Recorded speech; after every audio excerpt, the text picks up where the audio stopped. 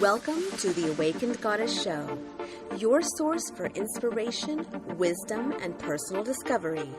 The place to learn from a diverse mix of mentors, metaphysical experts, spiritual leaders, and best-selling authors from around the world. I'm your host, Angela Wilkinson. Join me as I explore the minds of my masterful guests while they share powerful insights and easy-to-use tools you can start using right away.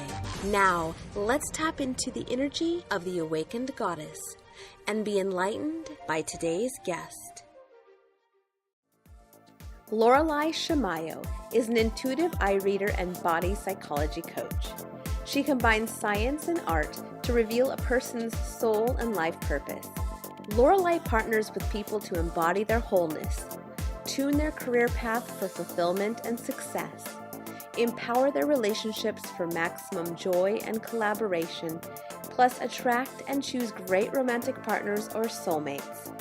Laureli is passionate about developing and teaching tools that empower people to thrive in leadership, life, and love. She is a published author and speaker, lives in Seattle, and runs metaphysical empowerment events throughout the Northwest. Now let's welcome Laureli to the show.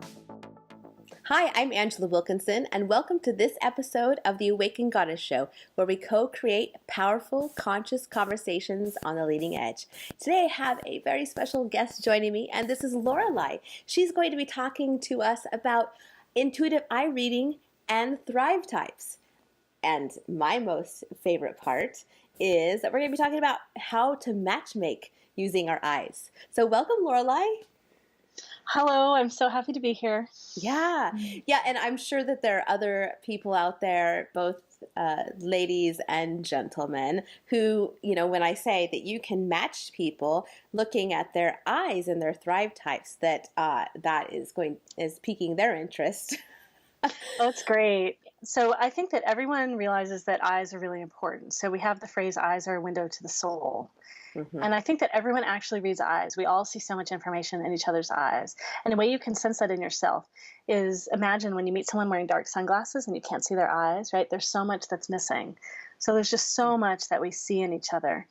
And particularly with matchmaking, I think that we are actually choosing each other by our eyes already. We just don't realize that we do that.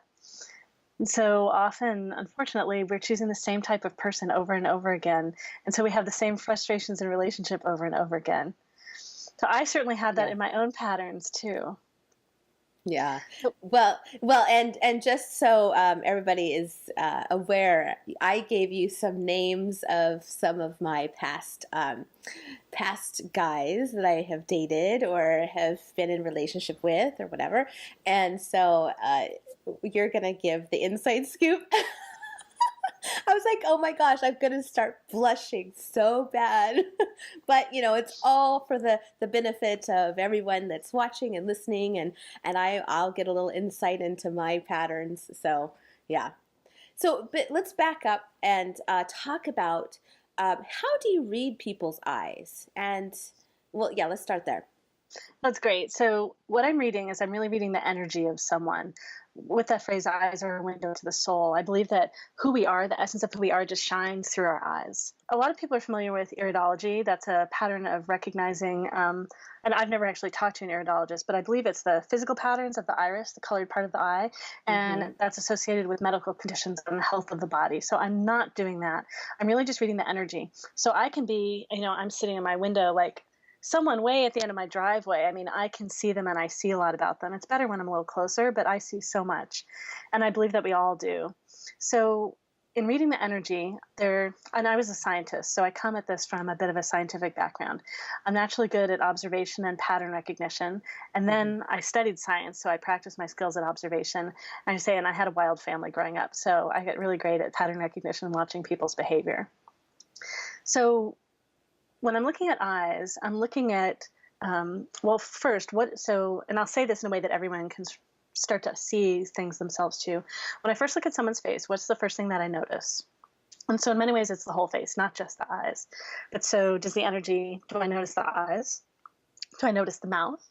Do I just notice their energy going straight into the ground? So there's a whole body sort of flavor as well. And then for the eyes specifically, is energy coming out of the eyes? Is energy coming into the eyes? And I used to just see it as coming in, but now I see it as reaching out and pulling back in, right? So out or in. And then when it goes out, does it go out broadly? Like, so one type sees more than what's here. It's like this big rainbow image of what's here. And then some other people connect like just to one person. And so the energy comes out. Boom. And literally the color part of the eye, the iris, it's tipped out or tipped in. And so you can compare photos of people and so see the difference. But we don't think about it when we look at people. Right. Or so people would notice probably your eyes. So if they compare just their image of you and me, your eyes are much more sparkly than mine.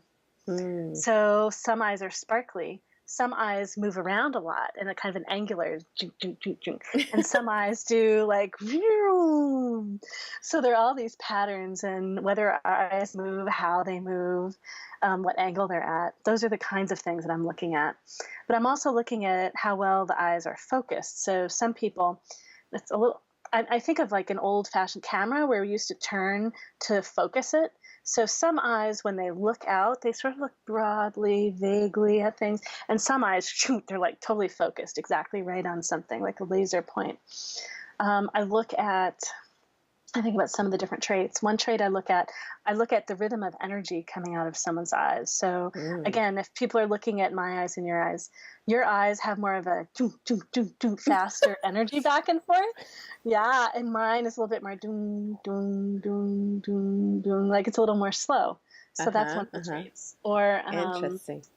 Yeah, how would I? Because some parts of this I've taught people, and I have really great ways of describing. And other parts, it's a little more subtle. That's part of the intuitive stuff. There's it's not so much the motion of the eyes; it's more the energy of the whole person. Some people have more of a it's more in this physical and like the plane here, where they're exploring more out here, and some people's energy is more forward and so it's either more directly like to the sides, or it's more forward in time, like moving into something. That has to do with decisions. So so many different things. I mean, even and this people are familiar with, just simply eye contact. You know, who really holds eye contact and feels really easy in eye contact, and some people don't.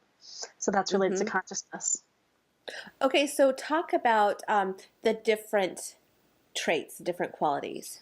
Okay, great. Yeah. So just so we kind of have a framework, because there's thrive types, which is, does that describe all of the qualities, or is that like the talents? That's great. Well, so when I say I do intuitive eye readings, that's a name for describing just the whole modality of what it is that I do. And when I was just describing, those are specific things in the eyes. And so I see patterns, right? I observe and see patterns, but I'm also claircognizant, where information just sort of arrives for me. And then I think of it as like clairsentient and I call it clairempathy. So in terms of sensations and feelings, emotions, like I just pick up so much and this is where, right, as a scientist, historically, right, I don't understand what I do. I can feel into like a person's lessons in these different traits, and I can even feel into people that aren't in the room now, and I don't quite know how I do that. I do better when I see photos of someone, but there's just so much that, I just don't get. It's a fascination. I love that. That kind of reminds me of this, because I have this psychic sense of, like, I can feel energy, but I can't really interpret what that's all about, but it's great. And even what I see in your eyes, it makes sense that you would feel energy. So we can talk about that in a little bit. So the archetypes that I use to describe what I see in someone's eyes, to make it like simpler, more grounded in this physical plane, are called thrive types. So, and I think of them as archetypes for thriving. So these are all the thrive types. When I talk with people initially, I'm often talking about these 7 talents, and each person has 3 of these. But I also look at the person's pacing or rhythm, and I look at how they make decisions. And I look at how they communicate, because we all use mind, heart, and body, but we use them in a different order. And then I look at motivation. There's 7. Each person has 1. And we're born with all these. So all these traits here we have from the moment we're born. But what happens is that often, our parents do their best to see and honor us, but they only understand life so well. And so they imagine that from their lessons that they'll be able to teach us and help us succeed more. And so they often teach us, like, do this, don't do this. And or we just discover that we get more attention from them if we do this or don't do this. And so we all develop a set of masks, right? False fronts of what we do to get love and attention. And that's very, very important for dating, which we'll talk about in a bit. So then also, There's a trait here called the defenses. These form during the first 2 years of life based on our situation with our family. And then worldview is consciousness. So these are all the different, we start here in survival as babies and grow. And like US society is generally in success, but more conscious communities are often in connection. And then people individually that are growing and discovering their purpose or in fulfillment. So there are all these different traits that when I look at someone, I see all this. And part of my job is like if someone has a lot of action, they might have it in their talents. They might have it in the way they communicate. They might have it in the way they protect themselves. And in kind of holding like all of who someone is, I have to balance and most likely like the thing that feels the best to me are these things. And then when I do a reading of someone, ideally I go through and talk about all the options with them so they get a sense of the breadth and they can see why, oh yeah, this one is best for describing them. Mm-hmm. Go ahead. I was just going to say, and I don't think that we need anything special really to get a sense of who we are. Like my aim is to reflect someone's soul, give them a new insight, new window into understanding who they are, what they love, like what it's best for them to do in the world because it's so fulfilling for them and they make the biggest contribution there. So we don't really need any special tools. If people simply tune in and notice like where do they feel the most joy? Where do they feel the most energy? Right? Where does time shift for them? I was with a client yesterday. It was 5 hours. Like, poof, what happened with time? Now, wow. It was just, big day yesterday. And but we generally aren't taught in society to do that. We're not taught to really tune in and to listen to ourselves and to follow and make decisions in life based on that. And so that's why I use Thrive Types to help people get this, a deep, clear sense of like, oh yeah, I do love that. That's right. And the other thing is when I see a trait in someone, I know it's connected to this characteristic behavior and this type of behavior and this. And so I help them see how all that is one essential aspect of them. Wow. So fascinating. So talk about the talents, because there are how many talents? There are seven. Seven. Okay. And each person has three. Like I describe them here as be, do, learn. We grow into our third typically when we're kids, and I say we can take on masks like what I shared, right? So if our parent values us being really creative, we might, try to be that. Or then we grow into our third, we're learning so much as kids, and this influences how we learn our whole life. And then we grow into our second, typically when we're teenagers and young adults, when we choose a career. So it's often what we do in the world.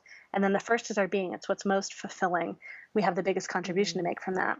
So we start off with this proportion, but then ideally we move to be this proportion, right? So that we're mostly expressing our first, supported by our second and third. And most people have set up their life to work with their masking, maybe their third and their second. And so the midlife crisis is when we're growing into more and more of our first. And like it's a call to express. And then also people's bodies are getting more tired. So they can't do all the work that it requires to do the second, the third, and the masking. And so that's when people have like a burst through. Okay, so we all have three. And so the three fall in those 1, 2, 3 categories, right? And so you said some of them are masks, though. Right. So, for example, just to use just ordinary English, I'm just like a typical scientist. Like I like to observe and understand things, and I love to understand how things work and make them work better. So things like that. But my dad was really creative, and my mom was a caretaker, and she just so wanted deep connection. And so to link this back to online dating again, unbeknownst to me, when I was doing online dating, before I realized any of this work, when the photos that I picked of myself for online dating, I would either pick photos where I was zany and unusual and I was creative, and that was the way I got attention from my dad, or I'd be sweet and nice in my photos, and that's like how I got connection with my mom. So like, it's crazy. I had no idea, right? I was showing not really me in the world. I was sharing my masks, and that's what worked as a kid. So like as an adult, I'm like, oh, I need to get love, so I need to do this. And that's a way that, right, we end up sabotaging things for ourselves, and we end up we attract people that don't really know who we are. So of course they don't like who we are. And then as we show more and more who we are in relationship, that's why things happen. And also, right, if I attract someone like my dad or like my mom, it can end up playing out all kinds of family of origin stuff again, which we moved out. We left home. Like there's a reason. So. Wow. This is getting more and more rich as we're talking. So this is really, really fascinating. So, and I can totally relate to what you're saying about we put this persona forward. Maybe we think we're putting out our true authentic selves, but I totally get what you're saying about there is this this kind of veil of, oh, I'm a shinier version of myself. And there were many times, and I struggled with this in my 20s, like I would go on dates and I would have this, start dating and have this like mini relationship. And then by the third date, it was like I started revealing, I would say, my more true self. And then the guys like they'd disappear. And I was like, what the heck? What's going on? So it sounds like this is what you're talking about. Exactly. And unfortunately for some of us, we don't start showing who we are on the third date, right? It waits until like date 8 or date 12. And then, gradually over the next 6 months, we're sharing more of who we are. And like, poof, the honeymoon phase is so over. Yeah. Yeah, exactly. Whew. Okay. So which direction should we take this? Because there's so much to talk about. Yeah, let's go to these 7 talents. Okay. Right? So if everyone get a good glimpse of these. And these are available on my website too, and you'll be able to see this more clearly on your screen. So there are these 7 talents, and I'm going to go through and describe all of them. And as I share, you want to get a sense for yourself, which ones feel really natural and easy, which ones feel like you should be or should do, and which ones you're like, oh, no way, totally not me at all. Okay. So first I'm going to talk about priest and server, priest, priestess, and server. So server, they're both about people. Server wants to see and honor people just as they are, like want them to feel welcome, accepted, totally welcome, however they are right now. And they notice if someone's being insensitive and they want to jump in and stop that from happening. So what I'm sharing is not only like what they value up here, I'm sharing what bothers them in the center. And so then priest or priestess, they see what's here now, but what they also see is potential and possibility.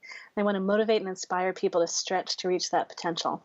That's totally me. It is. You have this one, but it's important where it is in the order of the 3, and I'll share that in a moment. Okay. And I say, so they use feelings and emotions, like they use emotions and time to pull people towards whatever this is, and they're bothered by someone avoiding the truth. This will be in the way of having them reach that potential, so they want them to face it. Oh, so let's just super fast, because I totally think you have this too. So in this order of first, second, third, priest, priestess just happens to be very different when it's first, second, or third. When it's first, they see outside themselves of all these ways things could be better out there. And when it's second, a lot of it gets turned in on oneself of like, oh, I need to grow, I need to be better. And when it's third, it's very narrow, like this is the right way. So I have an opinion. Do you have a sense of which one might be true of you? Do you feel emotions about growth and change out there? Do you also feel a lot of it about growth and change in here? And you can be hard on yourself sometimes where you're like, oh, I need to do more, I need to do better. Or do you have strong opinions out there of like, this is the right way? I would say the first, because I've already been through the whole, like, my 20s was all about introspection, 20s and 30s. And I don't really feel like there is a hard and fast way. So I would say 1. But okay, great. Yeah. So my perspective, you have it second. And so, and the way I can say that is when it's first, the eyes are like beaming. So think like Angelina Jolie, beaming eyes. And to me, you have like a more softness in your eyes. And I agree, you don't have it as much as some with it second, but often I can sense the energy, like it turns around and goes in on the person's throat of like, like, oh, I have to be good. I can't express all that. And like, you have aspects of that flavor in me. You got me. Yes. I still do have a little stuff around my throat chakra and like really like put it out there. And you have another talent that's all related to throat too. So it's like comes up kind of doubly for you. And yeah, it's great. And there's a softness in your eyes, and that's what it's because it's second. Okay. All right. Let's see. But so that's not true with all of them. They're not all that different when they're first, second, and third. Servers are feelings in the moment, and the priest, priestess are emotions grounded in time. And then the next 2, so sage and artisan, they're both about the space between. So sage is the space between people. They want this easy, flowing, fun interaction between people. And by the way, this is what I see in their eyes, this kind of motion. And this is the way they walk, like this. So yeah, they want everyone connected and engaged and having a good time, having fun. They have a great sense of rhythm. They notice if the group is stuck and they do something to get the group flowing again. So then artisans are the space between what exists. So instead of seeing what's here now or problems, they look up through that and they say, cool, new, pleasurable, solution. And they draw in all these experiences and ideas so everyone has access to them. They notice if things are boring or ordinary and they do something to make it more interesting. Do you have any of those? Yeah, that's me. I'd say that one was stronger than the other one. Yeah. Right. And I think exactly. So I think you probably got artisan and then priest, priestess, and then sage. And so that's where the most important thing to you is exploration and creative ideas and pleasure, right? Yes. I'm about ready all to those go things. on a European tour where Ah! and sensuality is so important to me. All of my life I've been very, because that energy thing. It's like I want to surround myself with beautiful things. I I'm very tactile. I'm a kinesthetic learner, so it's like I've got to feel and move my body. Yeah. That's great. And it says artisan, priest, priestess, and sage. So sage is how you learn. So that's about stories and patterns and communication and Mm. community. And so they want to play with the information to learn it. So that's part of the kinesthetic. And for you, it's not just like to touch it, it's to play with it in some way, right? To kind of get in there really with it is what I would imagine. And then, so artisans exploring new ideas, priest, priestess. So typically it would be about something about being authentic and real or spiritual, or which of course is what you do, and that you build community, right? And share with community. So you're totally doing what's so natural and true of you. I love that. And travel. Artisans love travel and exploration. So that you're doing that too is great. Yeah, All but right. you know what? It's taken me I'm 43 now, so it's taken me a while. Well, but this is where, right, it's a journey for us to grow Yeah. into, right? So it's like to let go of our masks, grow into all three of our talents. And I haven't shared this yet, but just to give you a glimpse of this, there are a set of lessons we grow through in our talents from the outside in. And then I know there's a fourth thing that I'm forgetting at the moment, but yeah, there's a ton of stuff about like this life journey and this growth journey. So yeah, it's like our, to me, the reason why we're here is to be who we are and to fully open to allow the light of who we are to just shine through us. Because I believe I mean, it's just so fulfilling for us, and we make the biggest contribution. Like that's why we're here, is to share who we are. Like, you know, of all one, like all the, just like all the little tendrils, right, of life and the expression through each of us. Mm-hmm. Mm-hmm. Beautiful. Cool. What's the next talent? Alrighty. So now we have king or queen and warrior. So those are both about action. Mm. So king or queen is rare. A lot of people want to think they're this one, but there really aren't that many, right? They're the great big leaders, and they want followers, so there can't be too many of them. They see from way up high, they see how everything works, and they say, oh, there's an opportunity. It could work like this instead. This would be better. They might say, this will build my power, but this will just be better. And when they're conscious, it really is just better. And they direct other people and will other people to build that. So Mm. they're building an empire of resources to accomplish that purpose. And they notice incompetence. So if you can't do what you say you can do, I mean, you're useless. You're not a resource for them. So they do a version of off with your head. That's funny. Yeah. And then warriors are really grounded, practical doers. They want things solid, useful, efficient, effective, just move forward, make results happen. And so they love to develop, follow, and enforce a process. They do the same thing over and over. And they're really bothered by waste. They want all energy to go into producing useful results. Mm. Now, but we can have other little bits of these others, right? It's just that Well, we have three primary ones. so artisans, and your primary one is an artisan. Artisans are all about freedom. They're about freedom, pleasure, and energy. That's part of why, right, you're so energetically aware. So artisans never want to be trapped. There are no No. boxes for artisans. So artisans in particular, they want to be all of them. So never anyone identifies with all of them, wants to be all of them. Often they either have a ton of masking, and artisans do pick up more masking, or they just are an artist and want to be all of them. We really do have three. However, and I'm going to jump ahead for a moment because we haven't shared about scholar yet, but in these way these Yeah. lessons work, scholars start off totally in their head, and they have to grow into their heart and their body in order to get more conscious. So there are Mm. ways that everyone gets to be, all of the talents get to be more similar to each other as people grow and mature, but we really do have just three. Yeah. Well, and before we started recording, we actually talked about how I am a chameleon. And I think that has been through my life like a way to mask or distract or deflect. So it's interesting, it's perfect that I am an artisan. It's great. All right, now we've got one more down here. So this one is scholar. So scholars are the integrators or assimilators. They're drawing everything in, connecting everything together in a map to create deeper meaning. So they follow their curiosity, ask questions, and they're bothered by missing and wrong information. Mm. And so you're a scholar, well, and that's what I was going to say. See all these charts? I'm a scholar, and I particularly organize them in an efficient, consistent way. So I have that. I have scholar and I have that warrior thing too.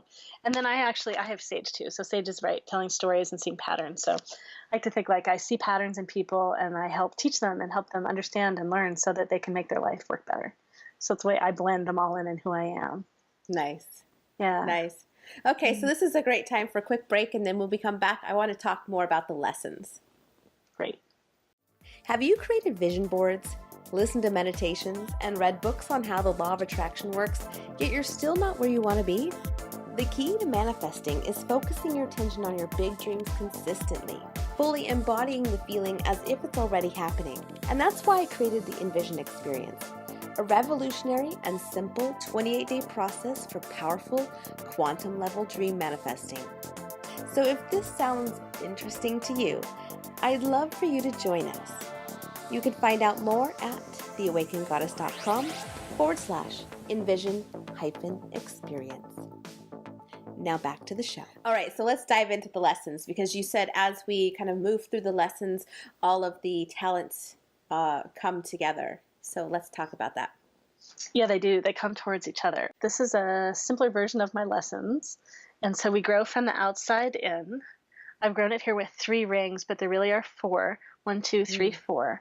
And so what happens in lesson 1, we overshare our talents in such a way that it has the opposite impact. So it's really the same intention, the same capacity, but we sabotage. And so instead of creating what we want, we cause the opposite effect.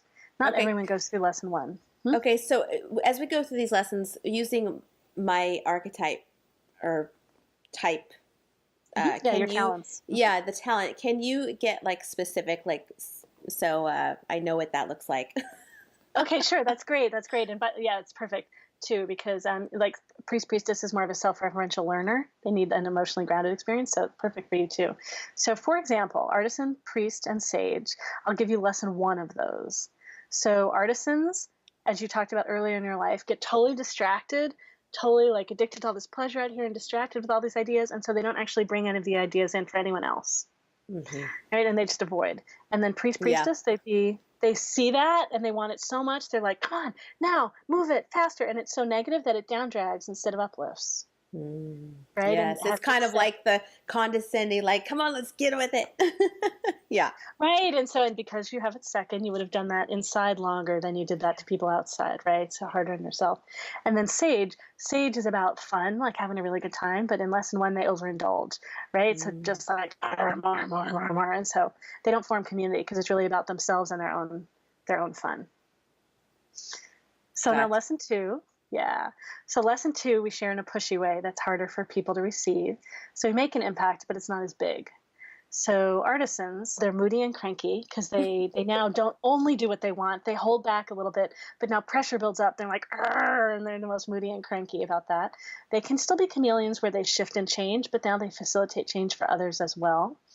They get bored easily, so they want to change things up. They're scared of committing. Like they'll start down a path and then bounce off of it and start down a path and bounce off. Right? And then they crave pleasure, so addictions are more common. So that's what happens for artisans.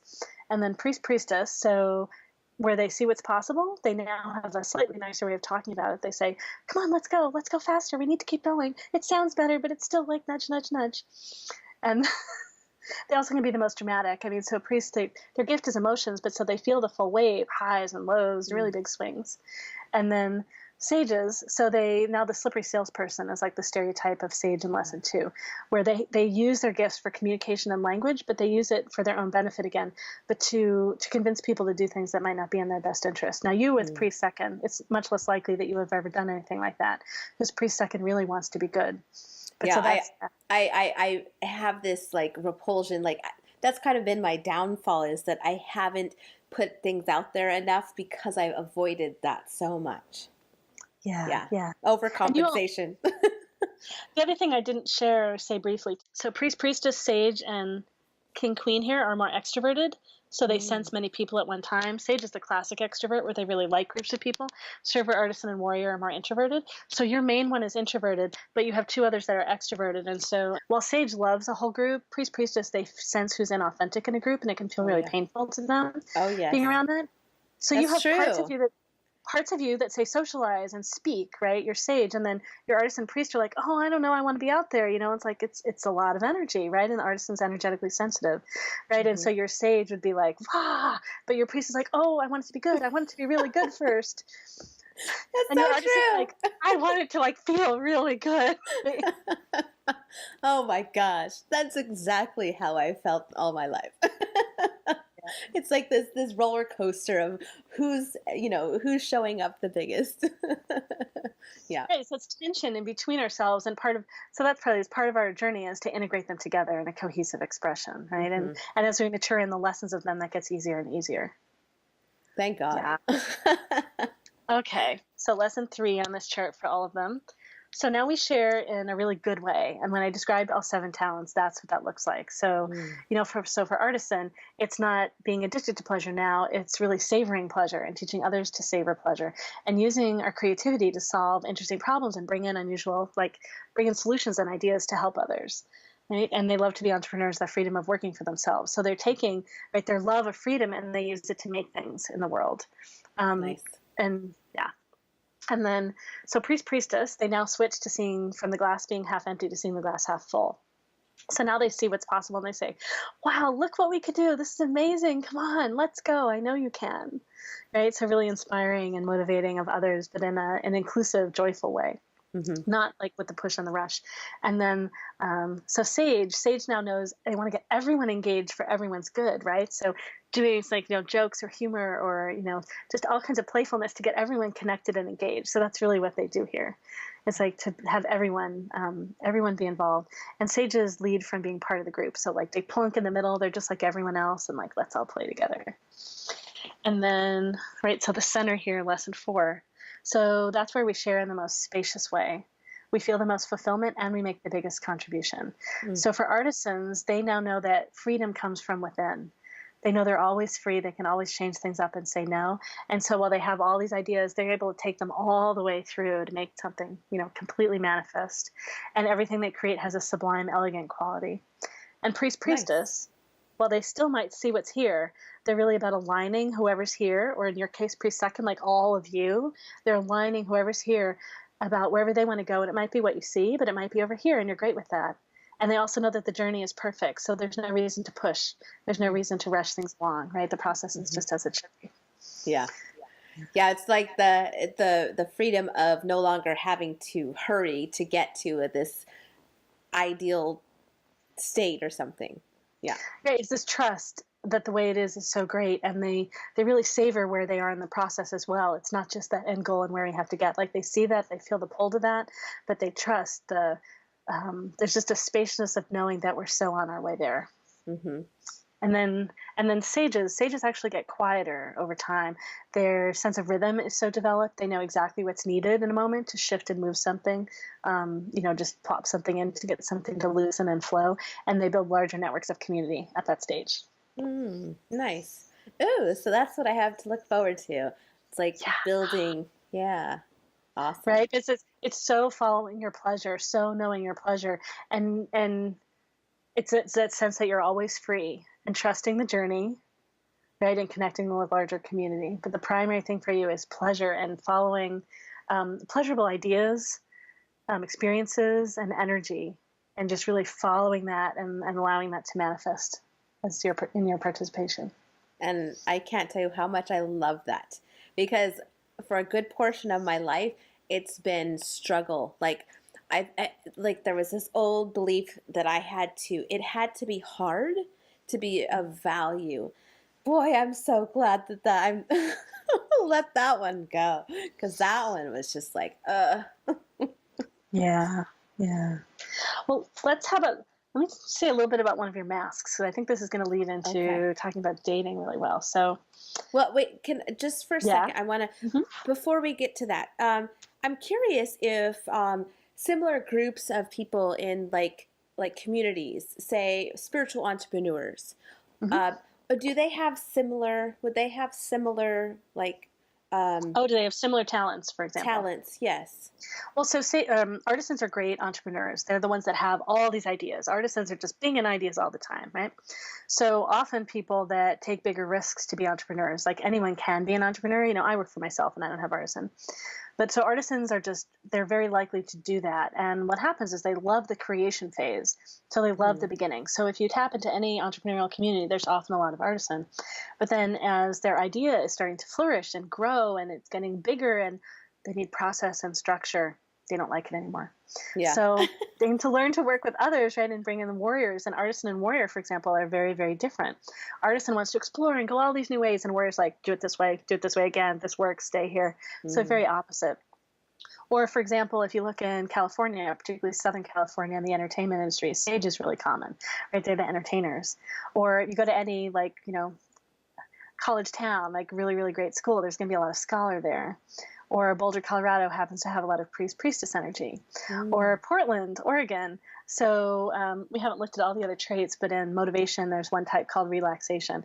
And Portland is like artisan, sage, scholar, and relaxation. Mellow, easygoing. They're mellow paced too. And pleasure and food and music, like it's totally Portland. So, Yeah. What about New York? oh, New York. Okay, I'm originally from New York. New York is definitely a high paced, intense place. Probably, so I haven't spent much time there as an adult. I would Probably think that warrior, priest, maybe? scholar, and warrior are more common there. Yeah, because there's and more in the defenses more structured. I say I moved to Seattle about a year and a half ago, and where at Portland things are beautiful. Like you have to have beautiful color, everything to get people to pay attention. Seattle, I don't see as much color, but like the cell phone towers, they're just there. They're kind of ugly.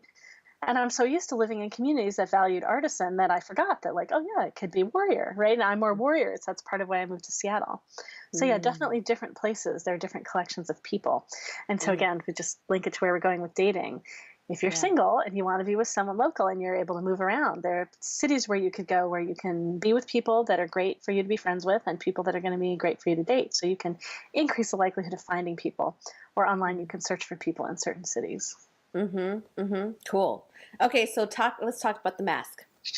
Oh yeah. Oh, and I'm going to say, and consciousness. I like to bounce around, so it's like the artist change it around.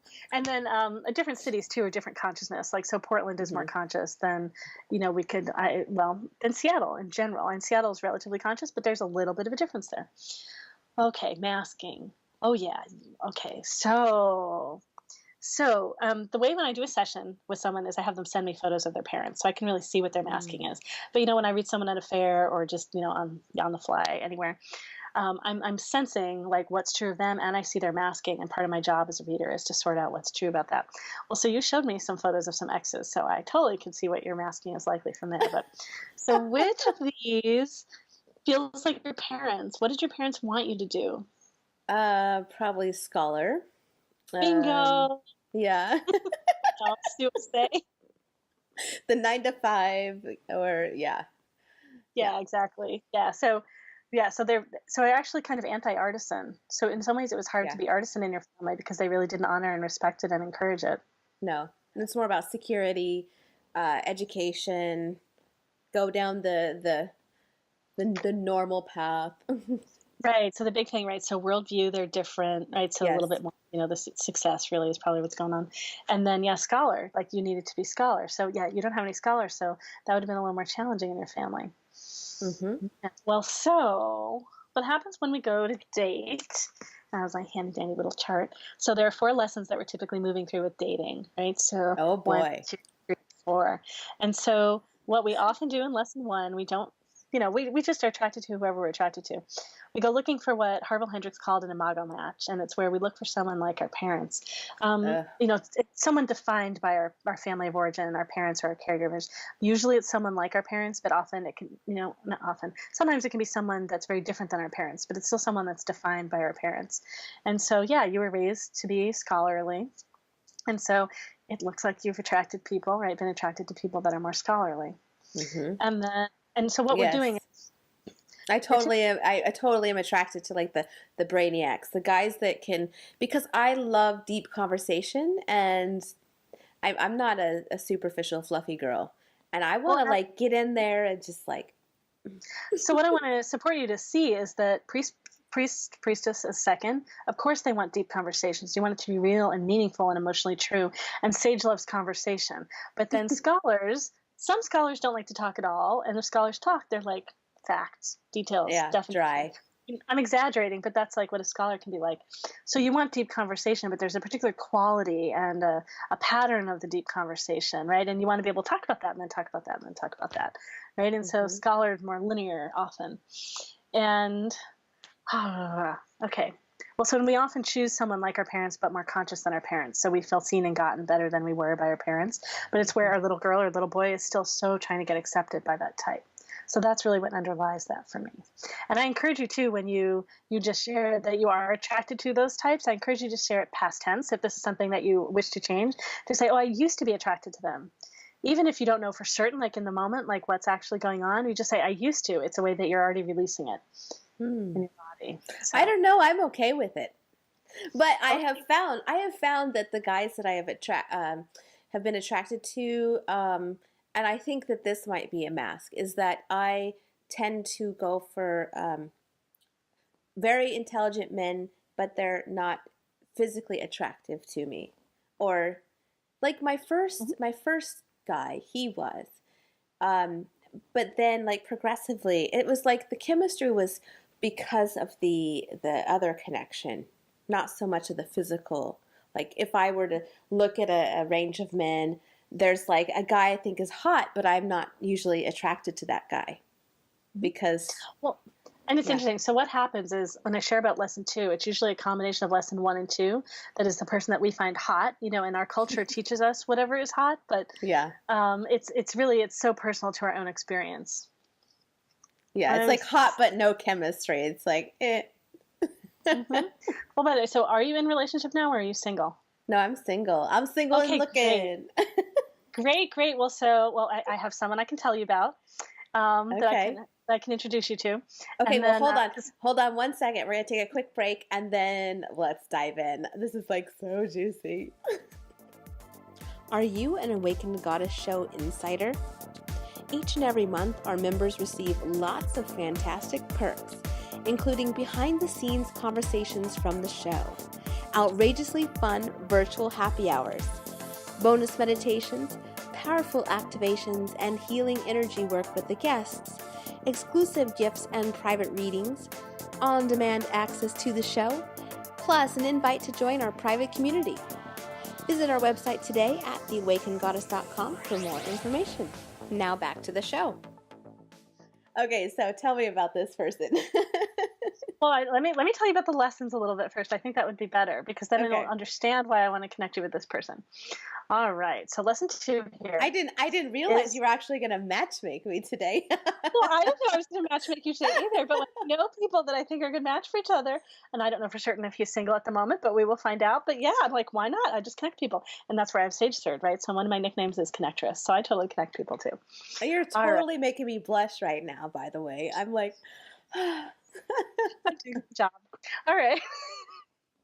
So lesson two here is we look for someone that's different than us. So part of it is that we're taught opposites attract by our culture, and Mhm. that we're kind of paradoxical as humans. On the one hand, we think everyone's like us, so we don't understand why people don't engage the same way we do. But then we also look out and around and we can sense that some people are different. And we often judge ourselves like, oh, I'm too much of this thing. I'm not enough of this thing. Like, I need to do something about that. So we go looking for someone that has a balance, thinking like we'll be whole together. Like, I'll learn that from them. They'll learn something from, well, Right. think about You something from complete me. me. Right, or like I pick someone where they need me because they don't have what I have. Yes. And so you get two people trying to learn from each other, but one that can't do it, right? We just have different talents. But then they don't want to teach each other because they're scared that the person will leave and they actually keep what they have that's separate, so the person will stay. Oh But my the other gosh, I'm sorry, one of my exes, I'm not going to name names, that one of the things he told me one time is I feel like I have to create a problem or an argument to keep you around. And I was like, oh my gosh, this is like so not healthy. I stop. Well, artisans like they create harmony from chaos, and priestess like, oh, emotionally meaningful, and I want to get to the truth in here kind of flavor, and yeah, and sage is interaction dialogue. Let me fix you. Yeah. Ugh. So the other thing that's happening is where I said that we have a sense of ourselves and often a judgment of like I'm too little of something or not enough of or too much of something.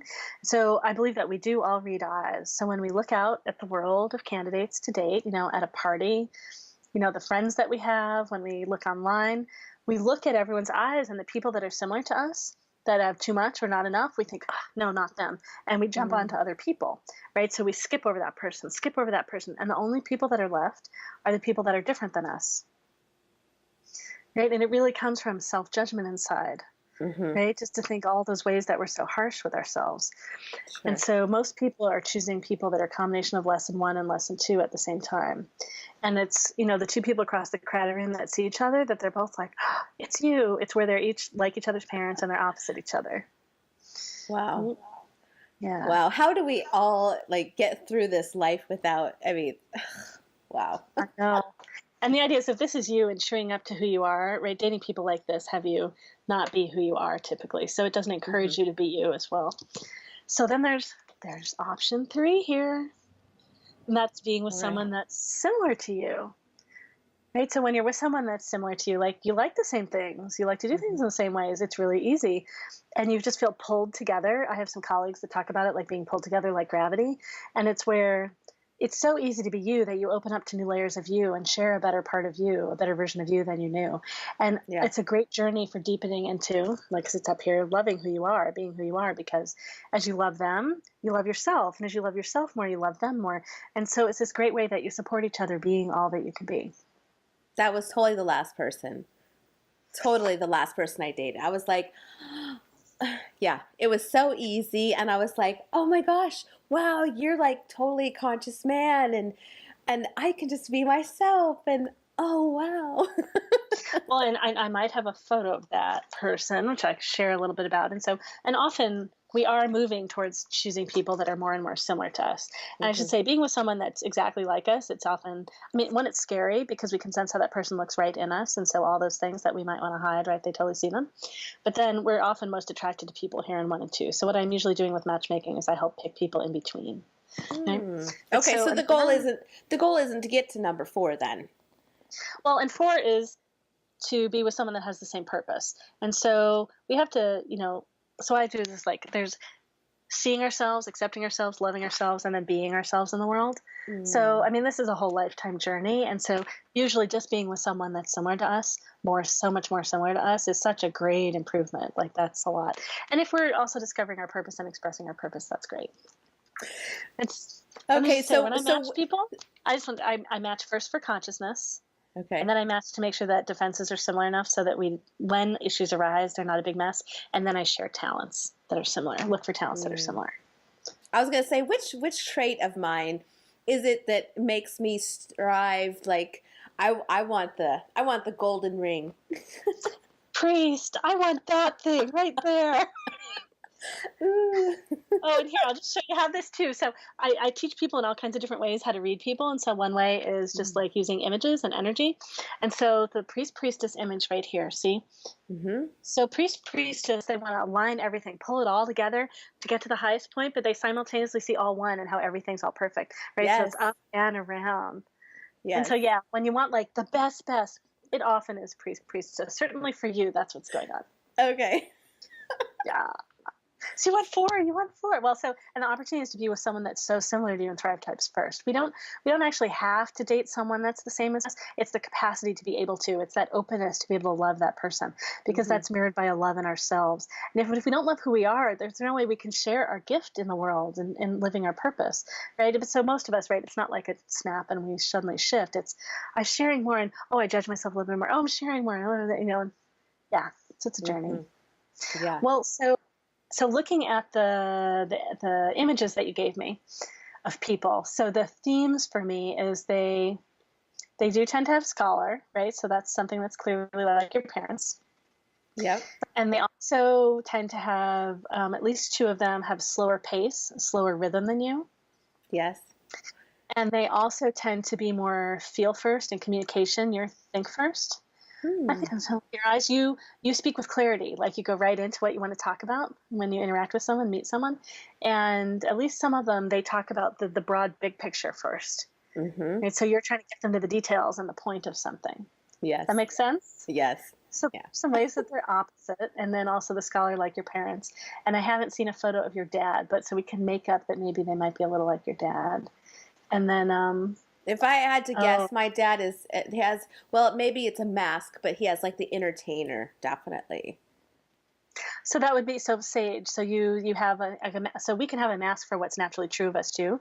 So sage is your third, but you believe that you should be more sage than you are. So you might have picked Mm. some people, and some of them do have sage. So it's so and then when we choose someone that's I should say when our parent is like us, it matters what our motivation is. Are we picking someone because they're like a parent and we're attracted to them in that way, and we don't think we're as good as them, or are we picking that person because it's so joyful to be ourselves with them? And how do we behave when we're with them? So, Mm-hmm. where was I? Oh yeah, and so so I think you said Billy is one person that you dated quite a while ago, Mm-hmm. He right? was my fiance in my early 20s. Okay, great. And so he had all my little handouts. He had this server talent, Oh right? yes, he And wanted to be a school teacher. When right, so server and scholar. yep. But it's like sweet, loving, like just right Yes. there with you. Oh yeah. Yeah. And then let's see. So I don't remember the order of everybody we have. We had Billy, Ryan, John. Yeah. Okay. So Ryan. Oh yeah. So Ryan might have had server also, either had server or server mask. So it but he tried to be like that. So he Mm-hmm. looks a little different in some of his photos. I think he also did have some sage. He enjoyed the playful flow of communication community Yes. sense. And Yep. he He's a Leo, so he definitely has that charisma. Yeah. Yeah, so he might have sage and he has server. So sometimes he's bigger, bolder, more confident in how he's shared, and sometimes it's softer, more subtle. So he could be like Mm-hmm. sage, server, scholarly. Maybe he had a parent that had warrior. He looks very different in some of his different photos. And then, I'm sorry, and then we go to John or Bertrand? Yep. John. John. All right, John. So John is in some ways a little bit going a little bit more like Billy. And he's different in his different photos. He definitely has scholar, and some of them the scholar is really, really clear. And Mm-hmm. then um, maybe he has server masking, but the big thing is that no one has anywhere near as much artisan as you, and no one has any priestess. So Yeah. those are the big thing, right? And so you want to go deep, you want to have deep, real conversation. And so if they don't, so if they have server, they can go into feelings a bit, but like the depth and mining, and like you really want that, and so they don't do that as easily. So Mm-hmm. you're the one that pulls them there. Yes. Right? So it's like effort on your part in that sense.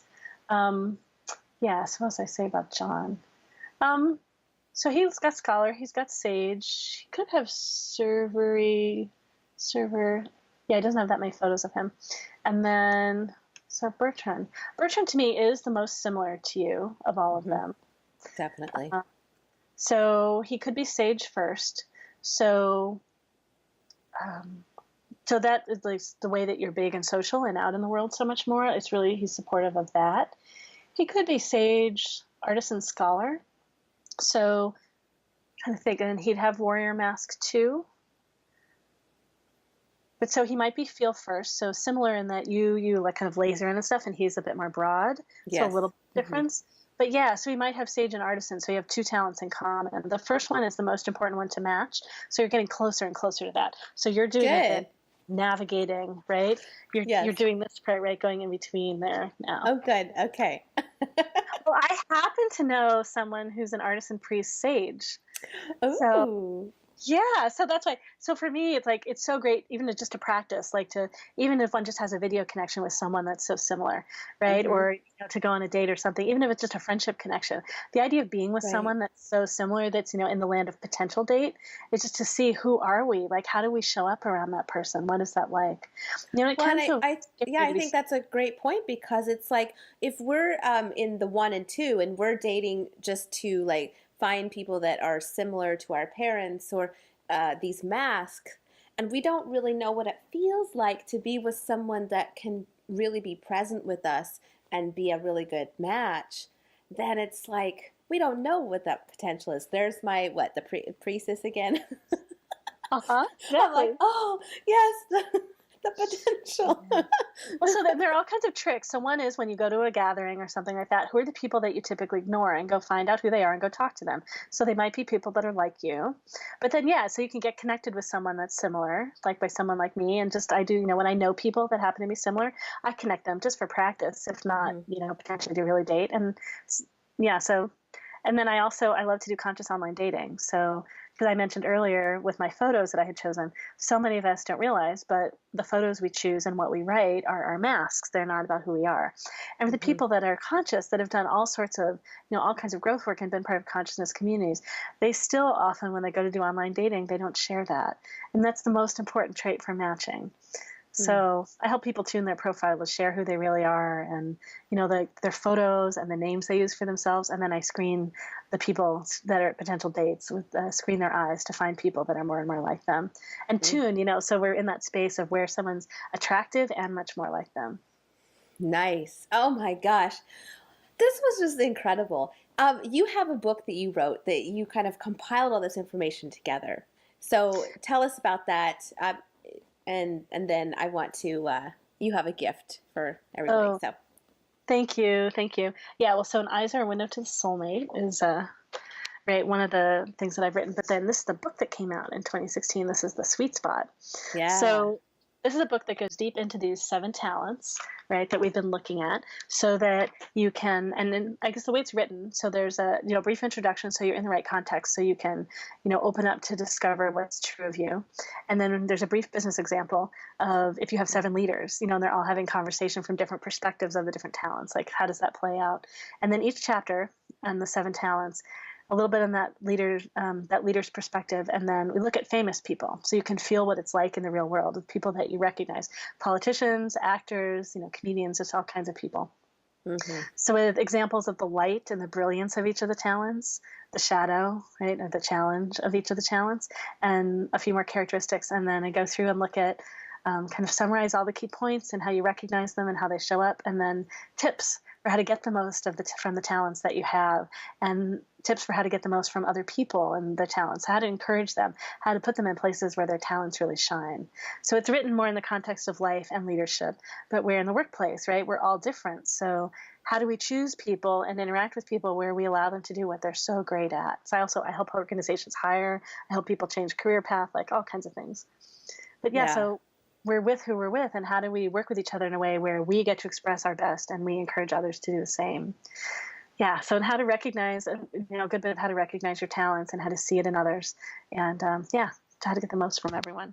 Yeah, So I that's love it. Yeah, because I love how you have the examples of what it looks like in every day. I mean, that is so helpful to, it's like you can see yourself. Yeah, so it's awesome. We have the Awakened Goddess Show members who are going to receive, um, yeah, tell us. so if you're a member, you get to know 2 of your talents. You're going to email me one of your photos. You can also just post it on the Facebook group, and in a private group for the members if there's, and then so yeah, 2 of your talents. So send me your photos and I'll let you know what 2 of your talents likely are. And there's some information on my website. You'll be able to go read about that. Yeah. Yes, that is so, I'm so excited for all of you to do that. For those of you that are Awaken Goddess Show members through Patreon, you get to do that. And then your second gift is for our silver and above members. So tell them what they get.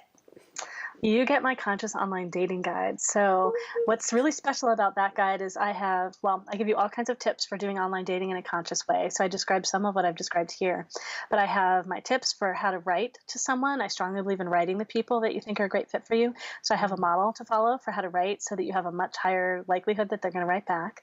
And the second thing is I've got long lists of words that describe the different talents. So when you get a sense of what your talents are, you've got all kinds of words to help you brainstorm what to write in your profile, and also what to look for in the way other people write about themselves.